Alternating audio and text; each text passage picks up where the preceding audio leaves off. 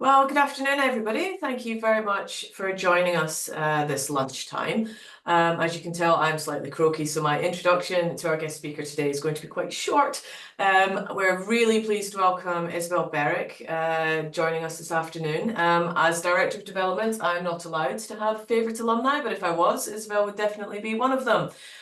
She came up to CATS to read English, and she leads the Financial Times Working It brand, covering workplace, leadership, and beyond. She is exceptionally busy, having hosted over 153 episodes of the FT's affiliated podcast.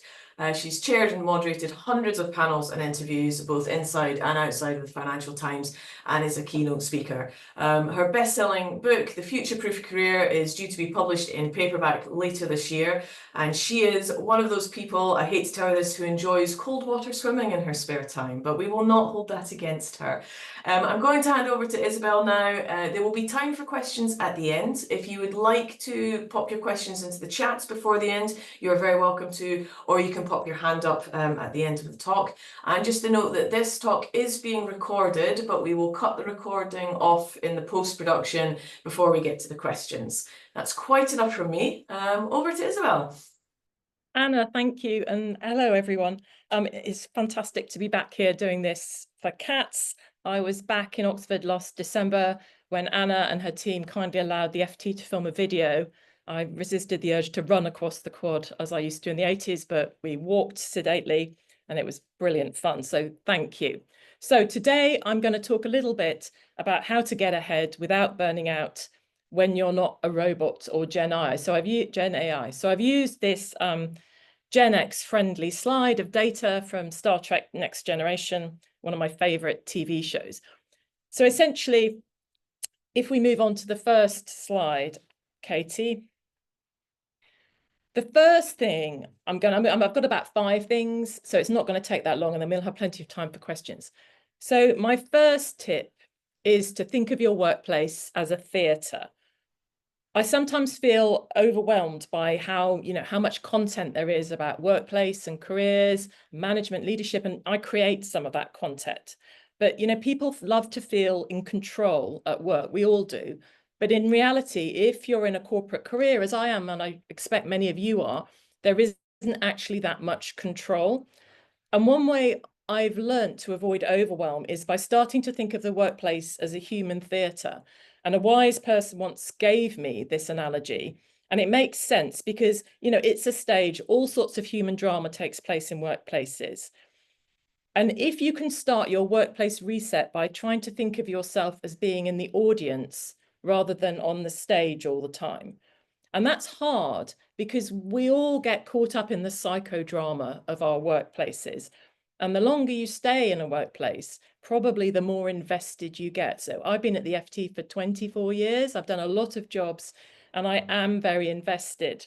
But it's really helpful sometimes just to take a step back, to be in the wings or in the audience. And then, the things that happen that seem quite extraordinary and upsetting, you can perhaps see with a little bit more perspective. Now, obviously, if you're the leader, you are going to be on the stage all the time, and I'm going to come to that soon. But what differentiates departments and teams within an organization is the individuals in charge. And some of that is professional, some of it's personal. We as individuals like some people more than others. We can't choose our manager, but we can choose how we react to them, especially if you don't find them professionally or personally pleasing. And this tip of thinking of it all as a theatre, just being slightly outside the drama is really helpful, particularly if you're navigating a tricky situation with your manager. Right, number 2. If you're a manager or leader, take more care, be careful. I don't mean give up skiing or your Strava cycling, but I've interviewed probably hundreds of leaders and CEOs now over the years. And many of them say that the biggest pitfall that they have, or in fact their coaches often tell them they have, is that they forget they're in the spotlight. They forget that there's a sort of amplification effect. If you're the leader, everyone is looking at you. And the most extraordinary example of that I got recently from a coach who'd been working with a senior leader in a Big Four consulting company. Let's call him Bob. And Bob was traveling the world, and every meeting room he went into had a massive bowl of bananas. And Bob thought this was quite weird because the bananas hadn't been there before. And eventually he asked someone about it. And it turned out that he'd once asked for a banana in a meeting, having turned up, tired, and he needed an energy boost. And then everyone had noted it down, and sort of there was a whispering network across the company. And every time Bob turned up for a meeting, they all brought bananas. So one moment had created a behavior change across this whole organization. Bob was literally the last person to know about it. So obviously that's a very benign example, but we are very constrained when we are talking to power. So if we're not the people who are leading, we all know that people who speak truth to power often don't last very long in their jobs. So if you are the power, be aware of it and think about who to be when you're on. You're always on.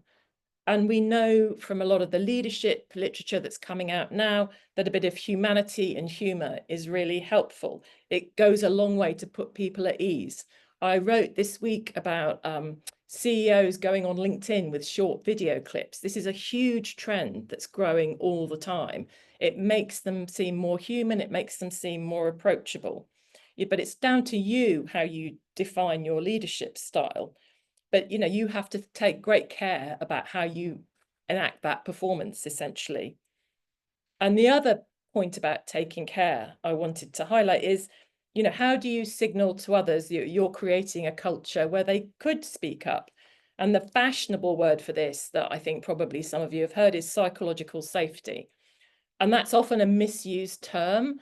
It's often been thought recently, I've heard it talked about as, you shouldn't say anything that upsets anyone, triggering people. It's not that at all. It's not the same as avoiding uncomfortable conversations. Actually, the opposite. It's how can we create a non-blame culture as leaders that allows people to speak up when something's wrong, before things go full whistleblower. And the work of Harvard Professor Amy Edmondson is what I would commend to you for this. And in fact, I'm going to name a few sources in this, and I'll share them with St. Cat's afterwards if anyone wants to follow up. So Amy Edmondson has written a book called Right Kind of Wrong, which is building on the work she did about psychological safety at work. And essentially, she's getting us to understand why when you've got an organization where it's okay to speak up in this very boundaried way, it's okay to have failure. And her book won the FT Business Book of the Year prize in 2023. It's a really good read. And essentially what she's saying is, don't worry about failing at work. But it's a very particular kind of failure. Things like pilot projects that don't happen, or investment in a new function that doesn't work out. Things where you learn from the experience. The failed experiment can be the next rollout success. I would say that's very different from careless mistakes. I mean, my goodness, I'm a journalist. I make masses of mistakes. The worst one was when I described a banker as the late Sir Richard something or another in the FT in print, and the late Sir Richard something or another phoned up the editor the very next morning to complain about the useless and unprofessional reporter. I hadn't checked.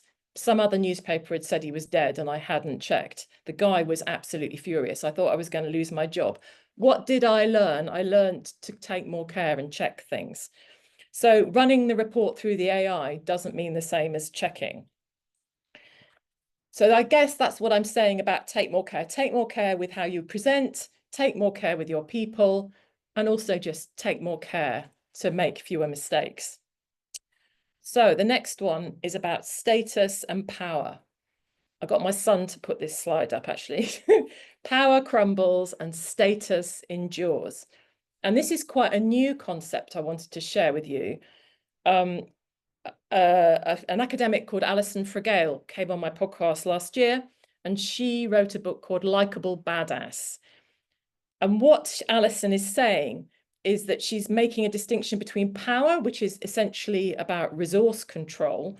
So in a workplace, if you have authority or over other people's careers or over their pay, you have the power to promote or fire them.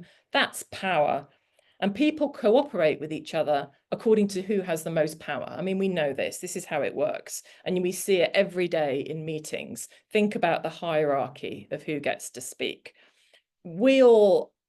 Our jobs are all in the gift of the person with the power.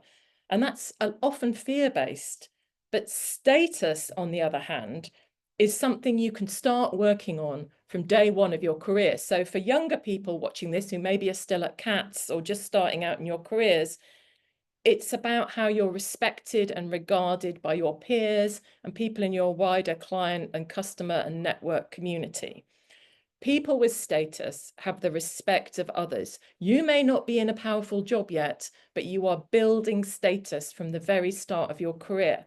And status is rooted in trust and it's rooted in competence. So you have to be good at your job, but it's also rooted in how you treat others. So don't just think, I've got to get to this promotion. Start to think about status from day one of your job. And Alison's research breaks it down into two parts. How caring are you and how capable are you? You need both of them to be perceived as high status. And that's profound, I think. I mean, on one level, it's just another way of saying, don't be a jerk at work. And we've all met many of those in our careers, although they do persist in the workplace. But actually, when we think about jerks, often they don't have that much longevity. They might have power, but they don't have status because people don't respect them. And this is a really long-term game that you can start to play right throughout your career. And it makes for longevity at work. Even when you don't crave power in itself, it's a brilliant tool to think about, as you go through your career. And what is one excellent way to build status? And this is something that we hear a lot, but don't do, and it's to listen. I hear all the workplace jargon. I'm always going to conferences, and probably some of you are too. And I can't tell you how much guff there is. It is absolute BS, most of it. And one of those buzzwords is active listening. People are always telling us to listen more to our teams and to people at work. But to be honest, it just makes me think, do we have all day to do that? It's like we're all busy. So to cut through beyond the meaningless jargon, there is something valuable, because when you listen to people and reflect back to them what they've said to make sure you've understood it, you're not thinking about what you're going to say next. That's active listening. That's really key. And that's a skill you can start to develop. And it is incredibly helpful. I wish I had learned this 20 years ago before I got into all sorts of situations, because you can't change what others think or say or do, but you can change your own reactions to them. And that's huge. If you're a manager or going to become a manager or a senior leader, if you stop, think and listen and don't react in the moment, it kind of takes the charge out of the moment. I did some reporting last year on anger in the workplace, and it was some of the most popular content I've ever done at the FT. I think only loneliness was more important and bigger as a topic for our readers. So anger is on the rise, particularly in Britain. Nobody seems to know why, but our levels of workplace anger are high compared to other countries. And anger is a masking emotion. We know that something is underneath. And if you react to anger with anger, it's not getting to the root of what the anger is. And if you react less and just take a step back, it helps you with stress. It's going to help you with that avoiding burnout piece that we talked about at the start, or, on the title slide. So I'll stop talking about that, and I'm going to move on to the kind of career trajectory, in which this is an AI picture. I've started using AI to create my images. So this is new, folks, for this presentation. So sideways. So the traditional career, and certainly for me and any of you who are in your probably 40s and 50s, when I left St. Cat's, I didn't have much idea about what I wanted to do.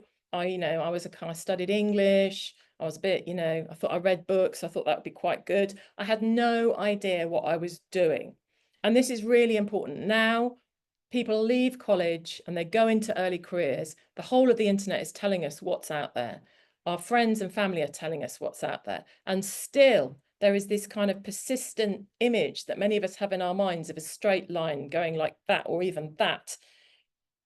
You know, the upwards career, that every step has to be a promotion.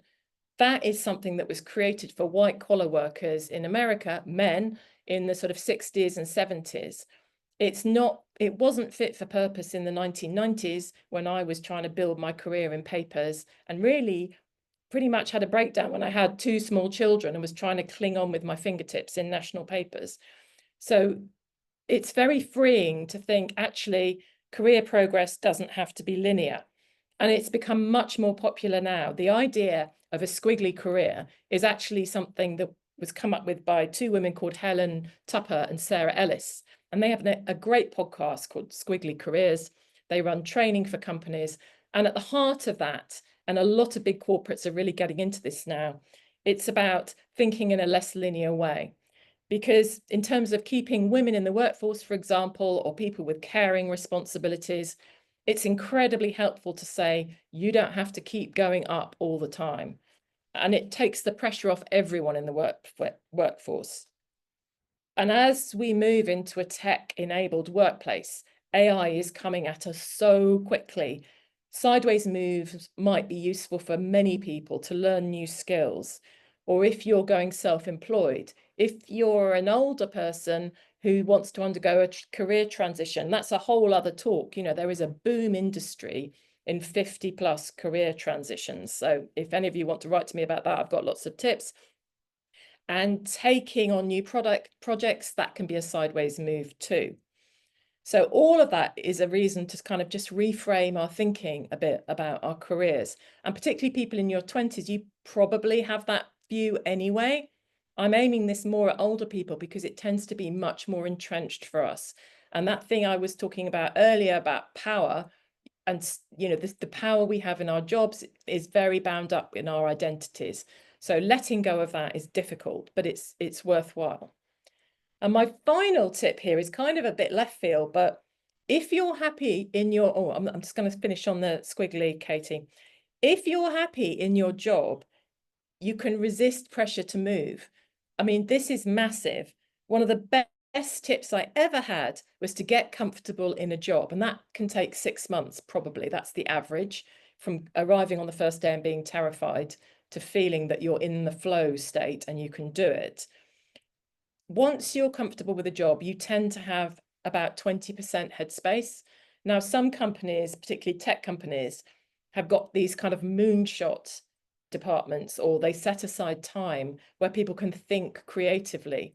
If you are working well in your job, you're across it, you will have headspace. You can think about innovations or new projects. You don't need to get complacent. It's a time for coming up with new ideas. So if you're under pressure to move jobs and you don't want to internally, you can use that argument with your manager to say, look, I'm a resource, I'm creative, I've got this time in this headspace. And that can often buy you an extra 6 months or a year. Right, now we're moving on to the tech. I've left AI till last. I talk about AI, I read about AI, I'm starting to use AI in a way that I probably wasn't even a couple of months ago. And I don't know how things are for all of you, but I was in Silicon Valley last October filming some videos for the FT. And at Slack, we learned that 2/3 of desk workers have not yet used generative AI. So there are a lot of bosses trying to implement it, and there are a lot of people resisting. So we're at this kind of weird pivot point. I think from what I'm hearing and feeling and seeing myself is that is eroding slightly, and that I think generative AI is coming to a lot more workplaces in a lot bigger ways than it was. But at the heart of resistance and at the heart of rollout is trust. So if you're the leader, your people need to trust that you are doing this for the right reasons. You can't just impose a new AI regime without people trusting. And maybe they shouldn't trust. You know, there's lots about AI that we don't know. I can't pretend I know a huge amount. Does anyone? And, you know, I'm talking to people all the time who are selling AI to CEOs. The CEOs don't really know what's going on. They're buying these amazing systems for their workforces. And then someone gave me the analogy, it's like buying a Ferrari, but not giving anyone a driving lesson who works for you. It's like, what's going on? We're at this weird time and no one wants to be left behind. For those of us who are old enough to remember the first internet rush at sort of 1999, 2000, it was very much like that. There was a kind of rush to spend enormous amounts of money going online. We just don't know where it's going to land. I can't be any more certain than that. But what we do know is that AI might gain us about 30% productivity efficiency in knowledge work, which is generally what I'm talking about here. So whatever the PR messaging is, jobs are going to be lost, and they're already going. I'm already hearing about some quite, stealth sackings. Some of the giant enforced layoffs that have been happening in tech companies, it's strongly suspected things like you've got to come back to the office 5 days a week. That's a mechanism to get attrition of about 10, 15, 20%. You're getting people off payroll because fewer are needed, but you're doing it with quite a crude lever. There is a upside here, and I'm a tech optimist, I have to say. So I was at a London law firm last week, and a senior partner told me that their vision is that their bespoke LLM, large language model, will be doing a lot of the checking and the admin work that their trainees do, and it already is doing that. So a newly qualified lawyer, they're almost at the point where a newly qualified lawyer after 2 years in the company will be operating at the 5-year associate mark. So that's 3 years of tech-enabled gains and potentially a lot higher fees. That's just one example, and I'm really hesitant about making AI predictions. One, because I'm not an expert, but two, because we're at this weird stage in all sorts of ways, but especially with the moment we are in the workplace. But to go to the slide, the tech skill we all need is curiosity. This is what we can all do wherever we are in an organization. I started by reading widely. There are lots of great writers on LinkedIn, for example, Connor Grennan at Stern in New York. There's Kevin Delaney, who's a future of work person in the States. He's very good on the impact of AI in workplaces. If any of you are rolling out in your workplaces and want stuff that just cuts through the guff, Kevin's very good. My colleagues, Madhumita Murgia and John Thornhill, they're here at the FT. If you have an FT subscription, I really recommend their work. And Madhu's book, Codependent, is a very good read. So I can send a reading list afterwards. It feels weird to say a reading list for AI, but that's what I'm doing. And the other thing I'm doing is putting everything that I get, like big reports on AI, big reports on future of work, it's all going into the Google Notebook. That's what we've got at the FT now. It's a walled LLM. This is very new, but it is revolutionizing how I do my research. So the biggest tip I get time after time is to be curious with AI, play with it as I'm doing now, and I hope some of you are. I made some of this presentation for the first time with AI images. I haven't started sending agents to my meetings to give me feedback on my performance, but maybe someone's got one here and they'll do it. But I meet a lot of people who do. And I'm also meeting a lot of people who are using AI for coaching. So they've got an AI coach all the time in the background at work, helping them with things like uncomfortable emails or preparing for a pay rise conversation. They'll role play with you. And that's incredibly helpful because Gen AI adoption isn't falling neatly across age cohorts, is what a lot of people are finding. Being younger does help. I'm not going to pretend that I don't get my kids to do stuff on my phone. But at work, it's more about your character. Are you someone who is flexible, open, and curious? And if you are, I think the future is going to be much better for you. I mean, we can't change our characters, but just a bit of curiosity about what's coming down the pipe rather than shutting down is going to help enormously in terms of avoiding burnout, stopping limitations on your career, and just looking forward rather than being in the present. And again in this weird moment, it is the human side of the workplace that people talk to me about all the time. So if I leave you with one slide from this tech revolution, I would say, please stay curious. I'm going to leave it there.